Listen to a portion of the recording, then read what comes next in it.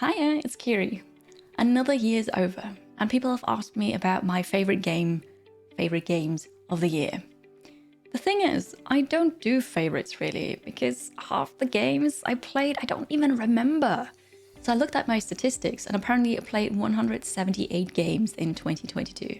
I streamed those games. So that doesn't count the games that I've played off stream. To be fair, it wasn't that many, but overall, I played about 180, 190 games. I don't remember half of them. So how am I supposed to say, this is my favorite? Because they don't work like a PC. I can't just search for that. It's just my brain just goes blank. You ask me, what's your favorite game? What is a game? No, okay, it's not that bad. I'm totally overreacting, but I don't know. So just like last year, I thought I'll come up with categories because yes, there were games that were great or not so, left an impression on me, and I want to talk about those. So it's not going to be, my top 1, 2, 3, 4, 5. It's going to be the best game in a category, just like the last video that I made. So have you watched this yet? Go watch it. If you did, let's start. Another good RTS. I did my part. I played Starship Troopers Terran Command. It was actually my introduction into the universe, which led to me missing basically every reference in the beginning until chat explained to me that, it's from the movies. But it was super fun. It's a bit of an old school RTS. You kill bugs and kill your units as well because they're expendable and nobody really cares about them. And you're not really the good guys, but the bugs are worse. I had a good time with it. What is this? Oh, rockets! Alert. We love rockets! And so did Darkiri. Most innovative gameplay. Card Shark, without a doubt. If you don't know it, Card Shark, first of all, it's got a unique art style. It's an adventure game, a story-driven game. And you want to find out who you are, really. All the while, learning how to cheat at cards. No joke, yes, this is what you do. And the game actually teaches you card tricks that you, if you're good enough and you remember everything, you can then try with real cards. I didn't because some of them, yes, you start very easy, right?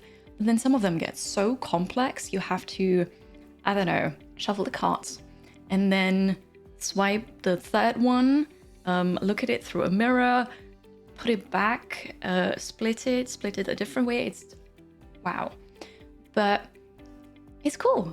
I would like to say I learned how to cheat with cards. I forgot everything already again, but it was really fun to play. I played with a controller and that worked really well. Mostly, I have to say, because there was a bug where sometimes you couldn't collect or you couldn't pick the right card because the controller just went ham. I'm pretty sure by now they fixed it. But overall, super fun game. I started on a medium difficulty and then I switched to a low difficulty because by the end of the game, the tricks got so difficult, I couldn't do them. I honestly couldn't do them. But it was super fun. I learned a lot about card games, card tricks, and the story was nice as well with unexpected twists. That's all I'm gonna say. Card Shark, check it out. Great, sorry, doorbell. I'll be right back. Choices matter. This one might surprise you. Weird West was so cool for me. I know a lot of people didn't like it so much because yes, it was buggy in the beginning and some of the side quests got repetitive very quickly. However, hear me out. Weird West, cool art style. It's a dark fantasy, Wild West setting, and you play a different character in each chapter, so you get different background stories, but you still have this overarching story really that you try to untangle and figure out, what's going on, why are these things happening? And your choices matter, your actions matter.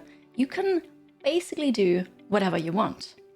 So let's imagine you are Darkiri and you're hunting for achievements, and there's one achievement where you have to eradicate a whole town of people. You can do it. And then the town is empty. It's a ghost town. They don't just spawn again. Those people don't just spawn again.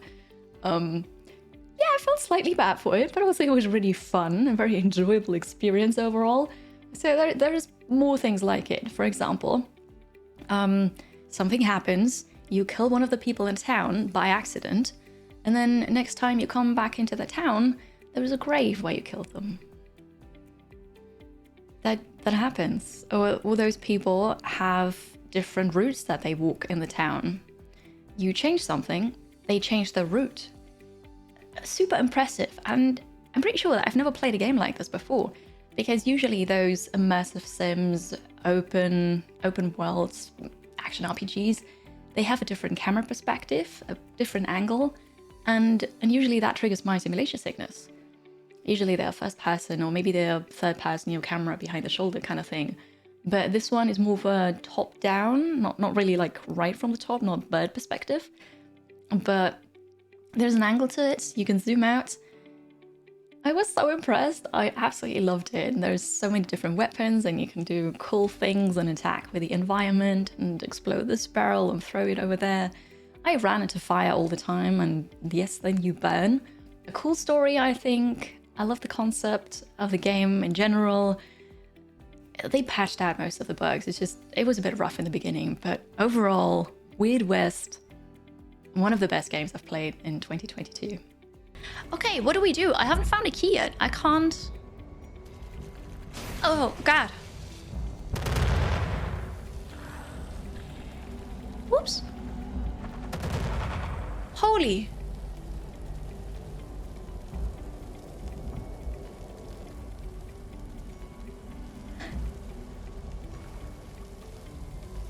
You know what I did? I think it was the oil lamp. My most streamed game in 2022 was Total War Warhammer 3, or Total Warhammer 3, or whatever else I said to it, because it's such a mouthful that I kept shortening it. In any case, I streamed it for 88.5 hours, which is a decent amount considering how many games I've played and streamed last year. It was really good. It was actually my introduction to the Warhammer universe, and I enjoyed it. I feel like I've learned a lot, and one thing I realized was that I don't like the Kislev faction so much, which is sad because those are the wintry ones with the Ice Queen. I thought, that's perfect for me. I love winter and ice, and you know, people call me the Ice Queen. Yeah, Kislev is actually not my playstyle. I realized that Khorne is it? Yes, Khorne is good. Blood for the Blood God, skulls for the Skull Throne. It is also the best game I suck at, by the way. Once again, Total War Warhammer 3. Total War is already a very complex and overwhelming game. I've played others before the Warhammer 3 one, but seeing as this one has so many different factions with countless of units, I didn't count, you probably can count them, but it adds to that. So, great game.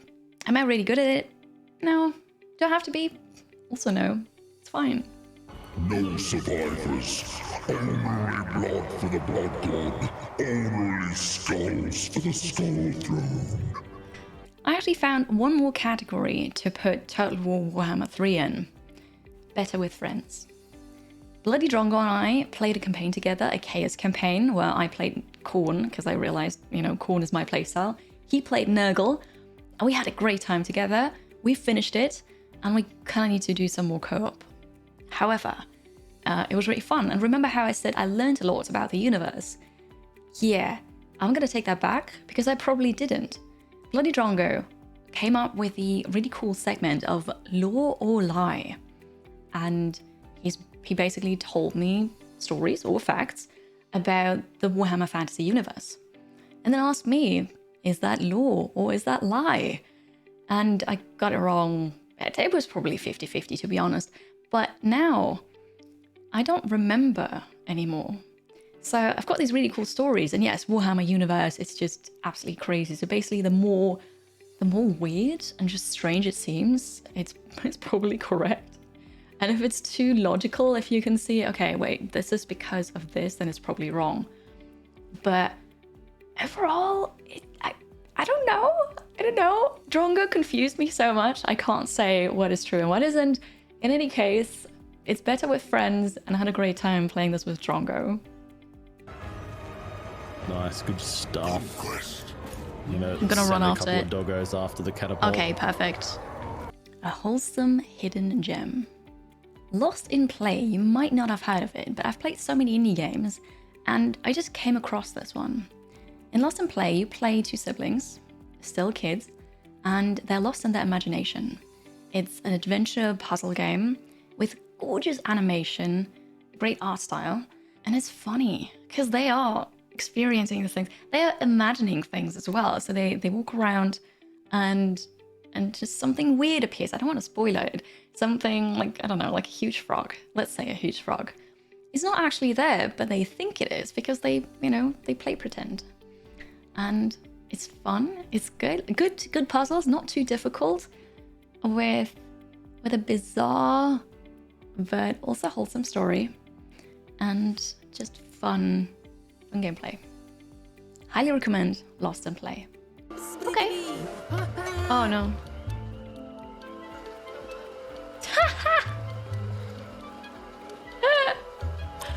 I suppose that's enough food, right? Most brain-breaking. And that has to be Dwarf Fortress. Dwarf Fortress Premium, as it's called, is out on Steam since December. It has mouse support, it has really cool pixel graphics, and it's fun. It is complex. Highly complex, I'd say. Unintuitive. And I have to bash my head against the game until one of us breaks. No, bad work. I do appreciate that. I don't want the dwarf to die if they don't have to die. But also I didn't know that was a button. I'd say it's about even so far.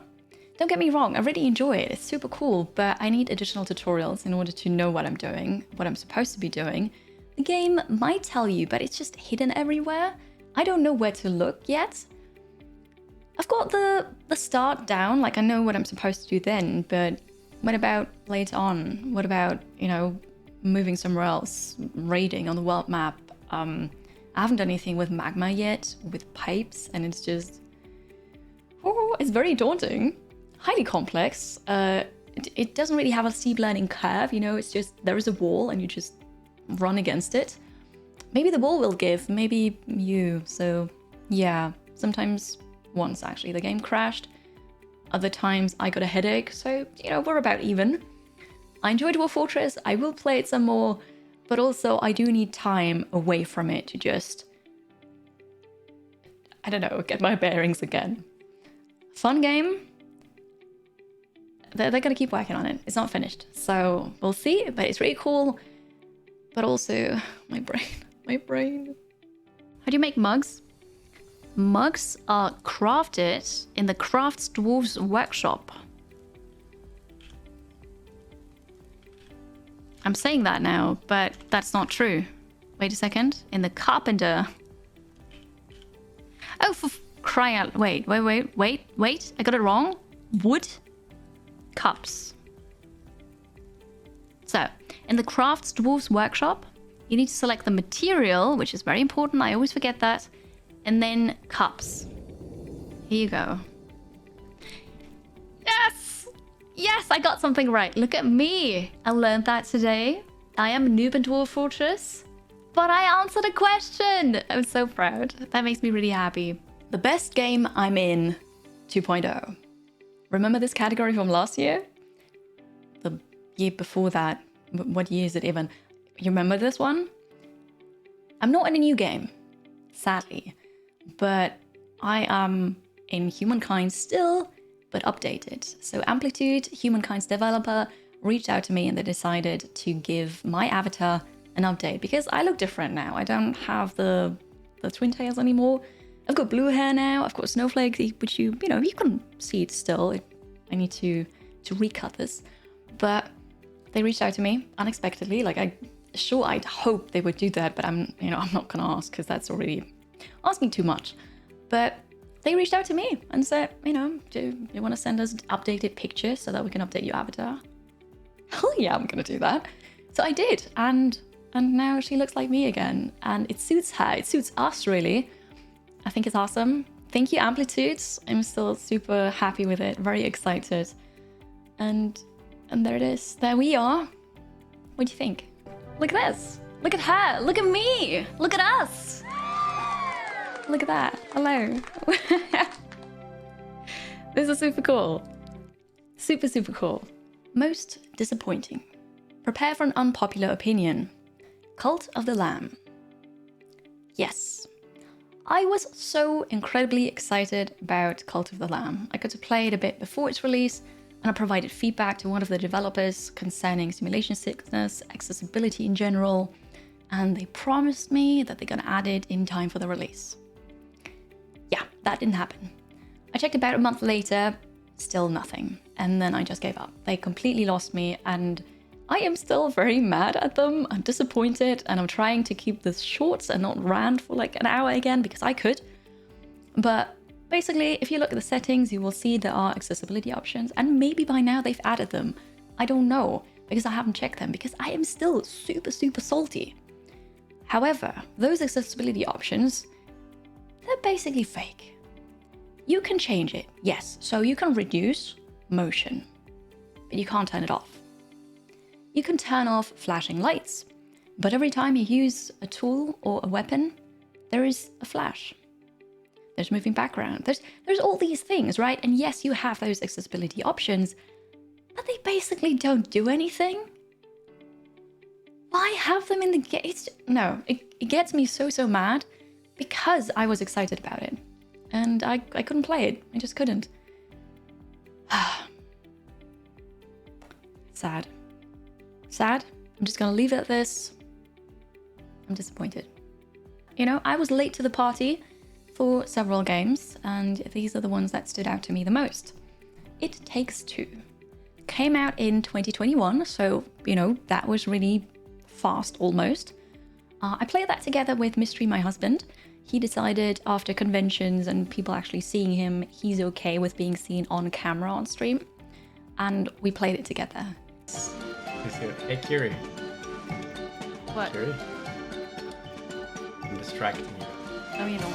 I'm distracting you. No, you don't. B! B was never a thing before! An amazing game. The story was rather meh, to be honest, but the gameplay, the mechanics, how smooth it felt, the graphics, it was a 3D game that I could actually play. It was amazing. I had so much fun, and we could, you know, be competitive about this. Although it was probably not that fake. Really amazing game, lots of fun, and highly recommend. If you've got somebody else to play with, It Takes Two. It was Game of the Year for a reason. No, keep going. I'm panicking. Yes, panic. No, I'm you can't do panicking. it. You cannot. You cannot do it. No. Why are you ahead of me? Fail. Mystery. Why are you ahead of me? It's okay. I'm gonna win this. Don't worry about it. No. I got this. All right, man. You got me. Woo. This time. Now we go back in time a bit more, because at the start of 2022, I got that right, I wanted to reduce my backlog a bit because, you know, my Steam library is just growing and growing. So I dusted off something that I've never played before, This War of Mine. It came out in 2014, and it's a survival game. You are a civilian in a war zone trying to survive, having to do difficult decisions. You need to find supplies, food, but also materials to, you know, fix up your shelter and so on. It's a very dark and oppressive atmosphere, but really, really, really good. And you get to know about those people and their stories and how they survived, what they did before. It was amazing. It was not a, you know, happy-go-lucky game or anything, but still, it was great. I enjoyed this a lot. You know what I mean, right? And then I found a game that's even older that seemingly everybody loves. And me too now. Papers, Please. It came out in 2013, and I just love the gameplay loop of checking people's papers and documents, taking their bribes, and then denying them access anyway. So you're basically a border control person sitting in your little, you know, house, hut, cubicle. And every day you check people's papers, and then every day the situation just gets worse at the border, and you have different things to check, different rules, you know, don't let people from that country in. They need to have this special admittance slip or whatever. And this is just I'm a list person. I like checking things, so that was just the perfect gameplay loop for me. But then also Dark Fury enjoyed this a lot with, you know, we're gonna let this person in. Oh, they've got a husband, child on the other side they want to see, or they need medical help on the other side of the border. What can you give me in return? And then I still didn't let them pass. It was really funny, but also this kind of gave me anxiety when I had to enter the US last year, because I had to go up to the border control and show my documents. And I was like, please don't be like me. Please don't be like me. Let me through. They let me through. But Papers, Please, really cool game. I didn't really experience the same oppressiveness as in other games, or like, you know, for me, it was fun the whole time, like actually fun, hilarious. But then I watched that short film about the game, and that taught me how I was supposed to feel during playing this game. So the game didn't actually manage to convey those feelings, for me at least. The short film did, and oof. A good achievement, workers best, and glory to our Stotsker. Hello, Inspector. We have audited your activities for the past 20 years. There are some anomalies. I've got one more category for you. Most anticipated game. The last year video had Silksong in it, and I'm still looking forward to Silksong because it hasn't released yet. It will this year though. However, another game was announced, and I'm more excited about that. Frostpunk 2. I love winter. Frostpunk was amazing. The thing is, I kind of didn't finish it because I was streaming it at the time when I didn't have the best PC. My PC couldn't handle playing the game and streaming at the same time, so I was just constantly losing more frames until it was just a photo of me, basically, and then voiceover. So I decided to abandon it. I got a PC upgrade, and then I never went back to the base game. New DLCs released, and I played those, and I just absolutely loved it. And it was good. I suppose before the second one comes out, I have to play and actually finish the base game then. But Frostpunk, great if you want a unique survival city builder with morally difficult situations where you have to decide, are you going to survive with child labor? Or are you trying to give them a kind of happy childhood and education? Food is getting a bit rare. Should we put sawdust in the soup to stretch it? That kind of thing. So, rough choices. A very cool and cold setting. I'm excited for the second one. I don't know what you're going to do with it. Hopefully just, you know, take what works and make it better. But I'm hoping for new things as well. I have no clue how that would look like. But Frostpunk 2, my most anticipated game. And hopefully it's going to come out this year. These were the most remarkable games for me in 2022. And with that, I wish you a happy new year. All the best, good luck, health, and lots of time to do whatever you like in 2023. Enjoy it. Like and subscribe if you enjoyed this video. Comment with your game of the year if you've got one. And I'll see you in the next video or live on Twitch. Happy New Year.